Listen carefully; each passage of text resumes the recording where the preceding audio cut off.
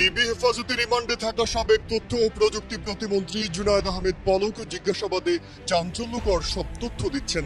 সরকার পতনের আগ মুহূর্তে আওয়ামী লীগের নীতি নির্ধারণী ফোরামে কি আলোচনা চলছিল সেটা উঠে আসে পলকের জবানবন্দিতে। পলক জানান, এক দফা আন্দোলন তীব্র হয়ে উঠলে প্রধানমন্ত্রী শেখ হাসিনাকে পদত্যাগের আহ্বান জানিয়েছিলেন তিনি।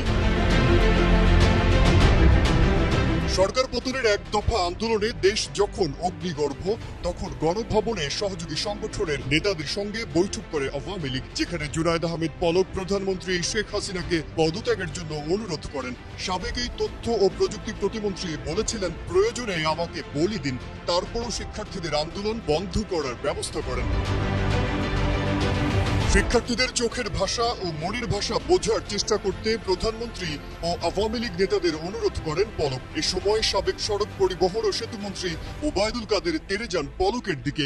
ওই পরিস্থিতি বর্ণনা করতে গিয়ে জবানবন্দিতে পলক বলেন, তখন আমি সাহসী হয়ে গেলাম। প্রধানমন্ত্রীকে জানালাম, আপনি স্টেপ ডাউন করুন, আওয়ামী লীগকে মানুষ ঘৃণা করছে, থুতু দিচ্ছে।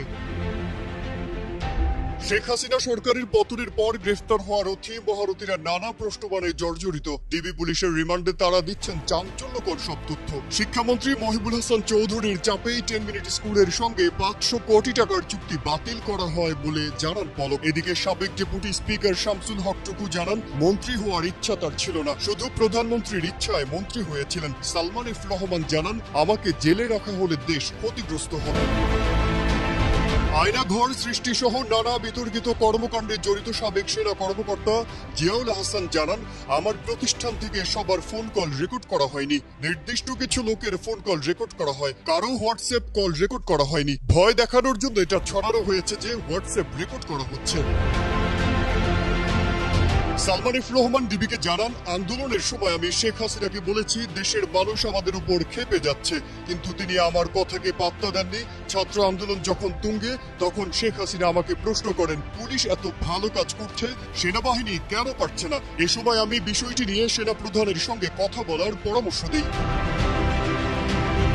সাবেক আইনমন্ত্রী আনিসুল হককে প্রশ্ন করা হয়, আপনি তো ডিজিটাল সিকিউরিটি অ্যাক্ট বানিয়েছেন, এতে লাভ কি হয়েছে?